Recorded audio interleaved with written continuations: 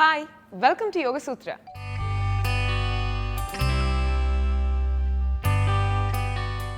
ఇవాల్టి యోగ సూత్రలో కృష్ణ గారు మనందరికీ ఏ ఆసనం పరిచయం చేయబోతున్నారో చూద్దామా?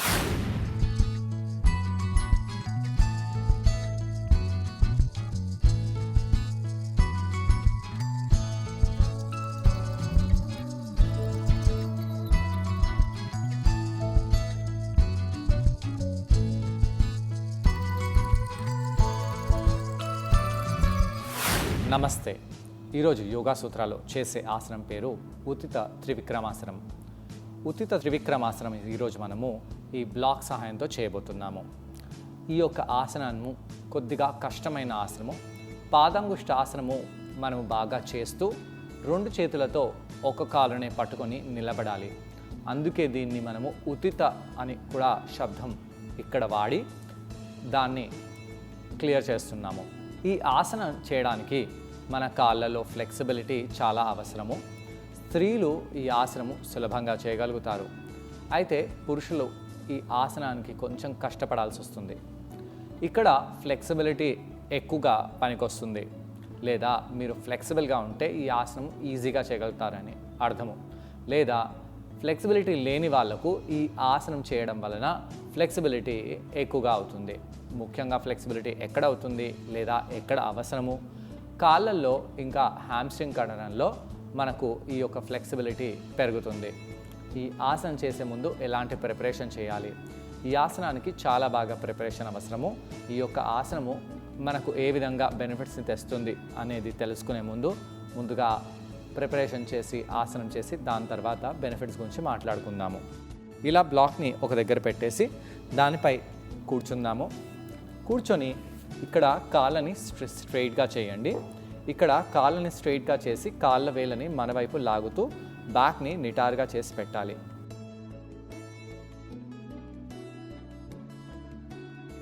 ఇలా ఉన్న కాళ్ళని మనము చేతులతో ఇలా పట్టుకోవడానికి ప్రయత్నించుతాము.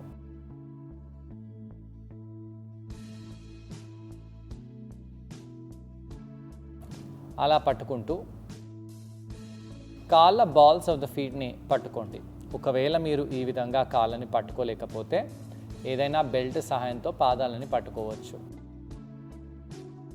లేదా మీరు ఈ విధంగా కూడా బయట నుంచి మీ బాల్ ఆఫ్ ద ఫుట్ని బాగా లాగాలి. ఇక్కడ వీపు కింది భాగంలో ఉండే కండరాలపై ప్రభావం పడుతుంది. స్టార్టింగ్లోనే ఫార్వర్డ్ బెండా అని చాలామంది అనుకుంటారు. అయితే ఒకవేళ మీకు ఈ విధంగా సులభంగా అనిపించకపోతే మీరు పడుకొని చేసే సుప్త పాదంగుష్టాసనం కూడా చేయవచ్చు. ఒకవేళ మీకు ఇలా ఇబ్బందిగా ఉంటే ఒక కాలునే విధంగా పట్టుకోండి. అప్పుడు ఈ కుడి కాలుపై ప్రభావం బాగా తీవ్రంగా పడుతుంది. కాలుని బాగా లాగాలి, మోచేతులని కిందికి బెండ్ చేయాలి. ఇక్కడ కొంత సమయం పాటు ఉండండి. ఏమవుతుంది, ఈ యొక్క కాలు కింది భాగంలో ఉండే స్ట్రెచ్పై బాగా ప్రభావం పడుతుంది. ఇక్కడ కొంత సమయం పాటు ఉండి ఈ యొక్క భాగంలో కూడా, అంటే ఎడమ కాల్లో కూడా ఎలా అనిపిస్తుందో గమనించడానికి మోచేతులను బెండ్ చేస్తూ కిందికి వెళ్తూ ఉండాలి. శ్వాస తీసుకుంటూ శ్వాసని వదిలేస్తూ పొట్ట కండరాలని కూడా లోపలికి బిగించండి. అలా కిందికి రండి. చాలామంది ఏమనుకుంటారు, తలని కిందికి తీసుకెళ్ళడము ఈ యొక్క ఆసనం ధ్యేయము. కాదండి. కాలుని ఈ విధంగా లాగి కాలు కింది భాగంలో ఎలా అనిపిస్తుందో అనే దానిపై మనం ఇక్కడ ఫోకస్ చేస్తున్నాము. దాని తర్వాత కావాలంటే యాంకిల్స్ని కొద్దిగా రొటేట్ చేయవచ్చు, రివర్స్లో కూడా రొటేట్ చేయవచ్చు. ఈ యొక్క యాంకిల్స్ రొటేషన్స్ మనము ముందు కూడా చేయవచ్చు. దాని తర్వాత కాళ్ళని కొద్దిగా ఫోల్డ్ చేసి స్ట్రైట్ చేయాలి. ఈ విధంగా కాళ్ళని ఫోల్డ్ ఇంకా స్ట్రైట్ చేసిన తర్వాత మనము ఈ యొక్క అరికాల్ని పట్టుకొని ఈ విధంగా పైకి లేపుదాము. ఇక్కడ కొంత సమయం పాటు ఉండడానికి ప్రయత్నించాలి. ఇక్కడ ఈ కుడికాలు స్ట్రైట్గా రావాలి, కానీ కంప్లీట్గా ఈ విధంగా స్ట్రైట్గా రాకూడదు. మోచేతులు కూడా ఈ విధంగా స్ట్రైట్ రాకూడదు. భుజాలని రిలాక్స్ చేయండి, మోచేతులని రిలాక్స్ చేయండి. పాదాన్ని కొంచెం బెండ్ చేయండి. దాని తర్వాత కాలుని కింద పెట్టేసి రెండో కాలుని పట్టుకోవాలి. అరికాలుని ఈ విధంగా పట్టుకొని కాలుని పైకి చేయండి. మోచేతిని బెండ్ చేస్తూ కాలుని స్ట్రైట్ చేస్తూ మోకాలు వెనకాల భాగంలో ఎలా అనిపిస్తుంది, మోచేతులలో ఎలా అనిపిస్తుందో గమనిస్తూ ఉండాలి. శ్వాస తీసుకుంటూ శ్వాసని వదిలేస్తూ కాలుని కంప్లీట్గా స్ట్రైట్ చేయడానికి ప్రయత్నించాలి, కానీ లాక్ చేయకూడదు. అలా చేసి కిందికి రండి. ఇలా చేయడం వలన ఈ యొక్క భాగంలో మనకు కొద్దిగా ఇబ్బంది అనిపించవచ్చు. అయితే ఇలా బ్లాక్స్ని మనము ఉపయోగించి ఆర్ట్ చేస్తూ వీపుని రౌండ్ చేస్తూ ఉండాలి.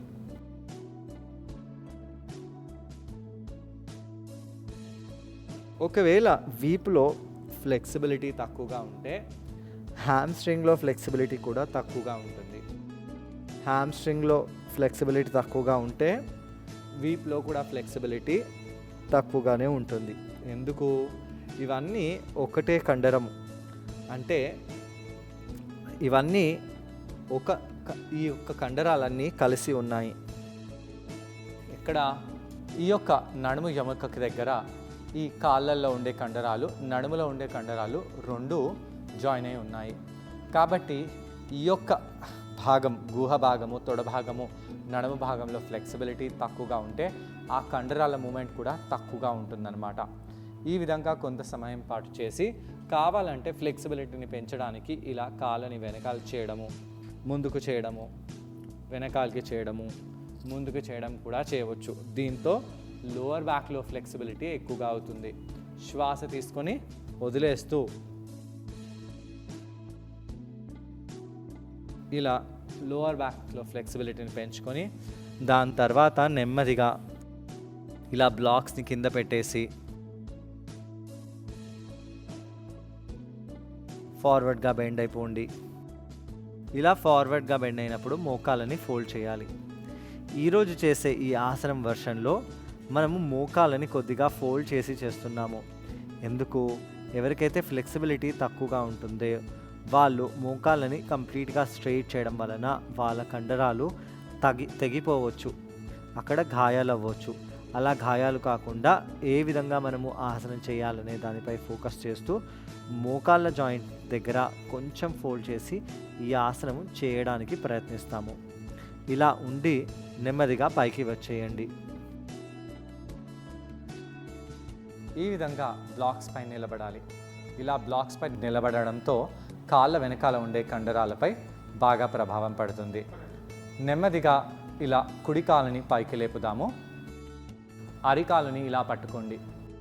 అరికాలుని పట్టుకుంటూ నెమ్మదిగా రెండు చేతులతో ఈ విధంగా కాలుని పైకి చేయాలి.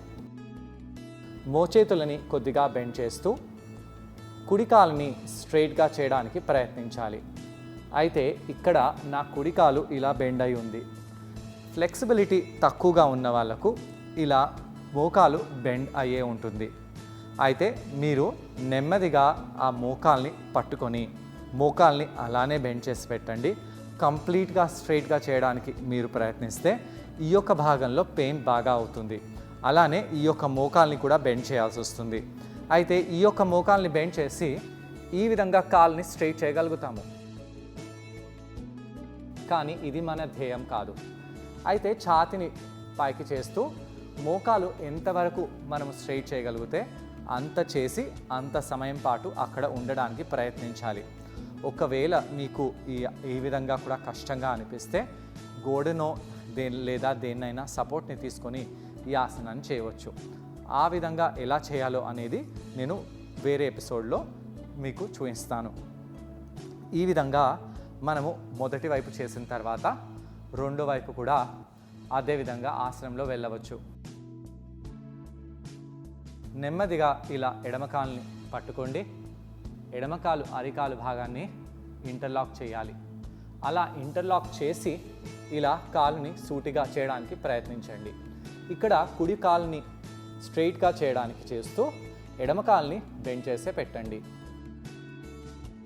అలా కొంత సమయం పాటు ఉండి నెమ్మదిగా కిందికి వచ్చేసేయాలి. అయితే బ్లాక్స్ని ఈ విధంగా పెట్టుకొని ఆసనం చేస్తూ ఉన్నప్పుడు ఈ యొక్క ఏ కాలుపై అయితే నిలబడ్డామో ఆ కాలుపై ప్రభావం బాగా పడుతుంది. ఈ విధంగా బ్లాక్స్ పై నిలబడి ఈ ఆసనం మనం చేయడం వలన మన కాళ్ళల్లో స్థిరత్వం అనేది బాగా పెరుగుతుంది. భూమిపై చేస్తే కూడా మనము ఈ ఆసనం బాగానే చేయగలుగుతాము, కానీ బ్లాక్స్ పై చేయడం వలన మనకు కొద్దిగా అవేర్నెస్ అనేది పెరుగుతుంది. ఈ ఆసనాన్ని ట్రై చేయడానికి కృష్ణ గారితో పాటు నేను కూడా జాయిన్ అవబోతున్నాను. మా ఇద్దరిని చూసి ఈ ఆసనాన్ని మీరు కూడా ట్రై చేయండి. నమస్తే. ఈరోజు యోగా సూత్రాలు చేసే ఆసనం పేరు ఉత్థిత త్రివిక్రమాసనం. ఈ ఆసనము కష్టంగా ఉండే ఆసనాలలో ఒకటి. ఎందుకు? ఒక కాలుపై బ్యాలెన్స్ చేస్తూ ఈ ఆసనం చేస్తున్నాము, అలానే బ్లాక్ పై నిలబడి ఈ ఆసనం మనం చేస్తున్నాము. కాబట్టి ఈ ఆసనం కొద్దిగా కష్టంగా భావిస్తాము. అయితే మీరు ఈ ఆసనం కంప్లీట్గా చేయలేకపోతే గోడ సహాయంతో కానీ దేనివైనా సపోర్ట్ తీసుకొని కూడా ఈ ఆసనం చేయవచ్చు. అయితే ఆ యొక్క విధంగా ఆసనం ఎలా చేయాలో ముందు తెలుసుకుందాము. ముందుగా మనము వార్మప్ చేసి దాని తర్వాత ఆసనం చేద్దాము. ఒకవైపు కూర్చొని కాళ్ళని సూటిగా చేయండి. హ్యామ్స్ట్రింగ్ కండరము, నడుము కండరము, వీపు కండరము ఇవన్నీ ఒకదానికొకటి రిలేట్ అయి ఉంటాయి. కాబట్టి ఈ 3 కండరాలలో ఫ్లెక్సిబిలిటీ బాగా వచ్చేలాగా చూడాలి. పాదాలని కొంచెం దూరం చేయండి, కాళ్ళని సూటిగా చేయండి. దీని తర్వాత కాళ్ళ వేలని మన వైపు లాగుతూ ముందుకు చేయాలి. కాళ్ళ వేలని మన వైపు లాగుతూ ముందుకు చేయాలి. ఈ విధంగా ముందుకి వెనకాలకి కాళ్ళని ఎప్పుడైతే ఆడిస్తామో దాంతో కాళ్ళ కింది భాగంలో ఉండే కండరంపై బాగా ప్రభావం పడుతుంది. వార్మప్ బాగా అవుతుంది. శ్వాస తీసుకుంటూ శ్వాసని వదిలేస్తూ ఇలా కొన్నిసార్లు చేయండి. దాని తర్వాత కాళ్ళ వేళ్ళని మన వైపు లాగుతూ వీపుని నిటారుగా చేస్తూ చేతులని పైకి చేద్దాము. 2 చేతులతో 2 పాదాలని పట్టుకోవాలి. పట్టుకొని కొంచెం పాదాలని మన వైపు లాగాలి. శ్వాస తీసుకుంటూ శ్వాసని వదిలేస్తూ గట్టిగా పాదాలని లాగుతూ ఉండండి. దాని తర్వాత 2 చేతులని పైకి చేద్దాము. ఇప్పుడు ఒక పాదాన్ని పట్టుకుందాము. ఆ కాలుని బాగా లాగండి. కాలు వెనకాల ఎలా అనిపిస్తుందో గమనించండి. ఫోకస్ బ్యాక్లో పెట్టకుండా కాలు వెనకాల భాగంలో బాగా స్ట్రెచ్ వచ్చేలాగా చూడాలి. అయితే బ్యాక్పై ఫోకస్ ఉండదా? ఉంటుంది. నడుముపై ఫోకస్ ఉండదా? ఉంటుంది. కానీ ఎక్కువగా ఫోకస్ కాలు వెనకాల ఉండే కండరంపై పెట్టండి. దాని తర్వాత రెండో వైపు కూడా పాదాన్ని బాగా లాగాలి. కావాలంటే సుప్త పాదంగుష్టాసనం కూడా మనం చేయవచ్చు. ఇలా కొంత సమయం పాటు ఉన్న తర్వాత మనము పైకి వచ్చేసి కాలుని ఫోల్డ్ చేసి అరికాలుని ఇలా చేతులతో ఇంటర్లాక్ చేసి పట్టుకోవాలి. ఇప్పుడు ఆ కాలుని బాగా పైకి చేద్దాము. ఇక్కడ పైకి చేసినప్పుడు మోచేతులని బెండ్ చేసి పెట్టాలి. ఎడమకాలు వేళ్ళని కూడా ఎంగేజ్ చేయండి. కుడి మోచేతులని బెండ్ చేస్తూ కాలుని పైకి చేయాలి. ఛాతిని రౌండ్, బ్యాక్ని రౌండ్ చేయకుండా ఛాతిని లిఫ్ట్ చేసి పెట్టాలి. ఇలా కొంత సమయం పాటు మీరు ఇక్కడే ఉండండి. కాలు వెనకాలలో ఎలా అనిపిస్తుందో గమనిస్తూ ఉండాలి. దాని తర్వాత పాదాన్ని కిందికి తెచ్చిపెట్టుదాము. రెండో కాలుని కూడా అదే విధంగా పైకి తీసుకెళ్ళండి. కాలుని పైకి చేద్దాము. కాలుని స్ట్రెచ్ చేయండి. కాలు వెనకాల ఎలా అనిపిస్తుందో మోచేతులని బెండ్ చేసి పెట్టండి.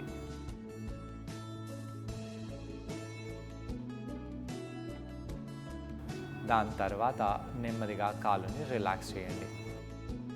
మోకాళ్ళపై వెళ్ళిపోదాము. వీపుని ఆర్చ్ చేయండి.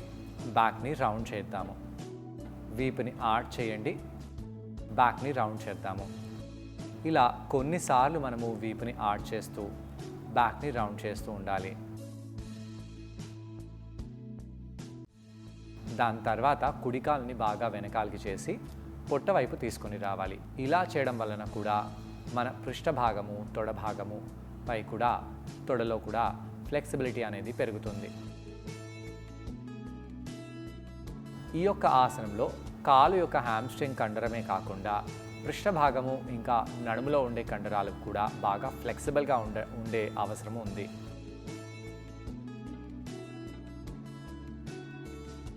అలా కుడివైపు చేసిన తర్వాత ఎడమవైపు ఇదే ఆసనాన్ని చేయాలి.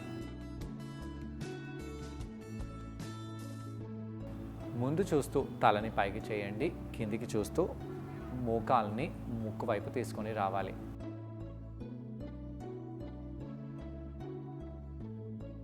ఇలా ఆసనం చేసిన తర్వాత అధోముఖ శ్వానాసనంలో వెళ్ళండి.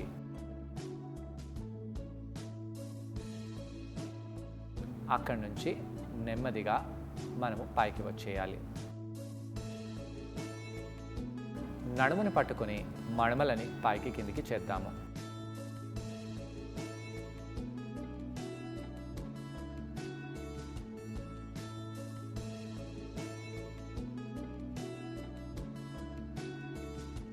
దాని తర్వాత మనము బ్లాక్స్ని ఒక దగ్గర పెట్టేసి నిలబడాలి.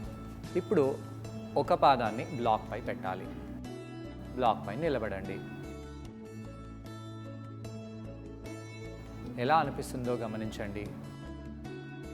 కాలు వెనకాల భాగంలో స్ట్రెచ్ బాగా తీవ్రంగా పడుతుంది. కాళ్ళని మార్చుతాము.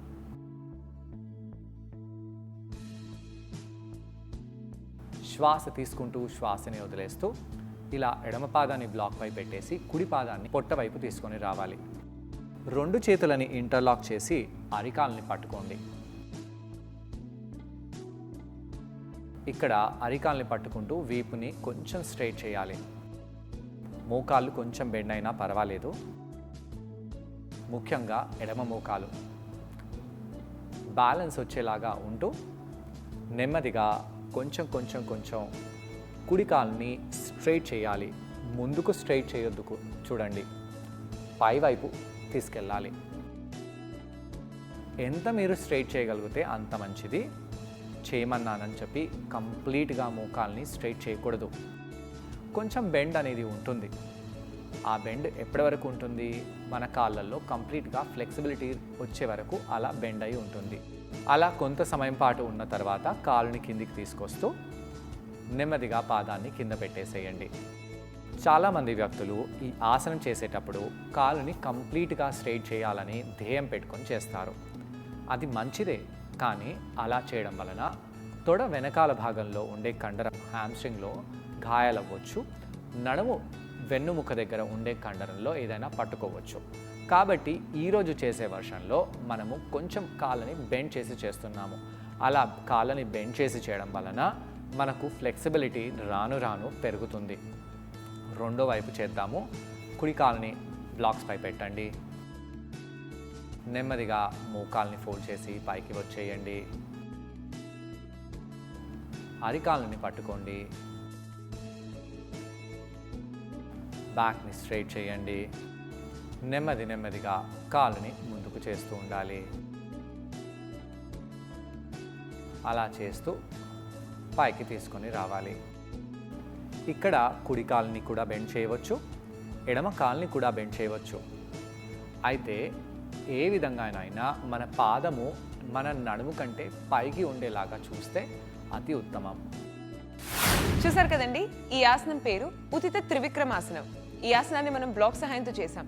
ఈ ఆసనం చేయడం వలన కాళ్ళ కండరాలకు, హ్యామ్స్ట్రింగ్ కండరాలకు చాలా బెనిఫిషియల్గా ఉంటుంది. కాళ్ళల్లో ఫ్లెక్సిబిలిటీ బాగా ఇంప్రూవ్ అవుతుంది. అలాగే కాళ్ళల్లో బ్యాలెన్స్ కూడా బాగా ఇంప్రూవ్ అవుతుంది. లోవర్ బ్యాక్కి కూడా ఈ ఆసనం చాలా మేలు చేస్తుంది. వీటన్నిటితో పాటు పృష్ఠ భాగాలకు కూడా ఈ ఆసనం చాలా మంచిది. మోచేతులని కూడా కొంచెం బెండ్ చేయాలి.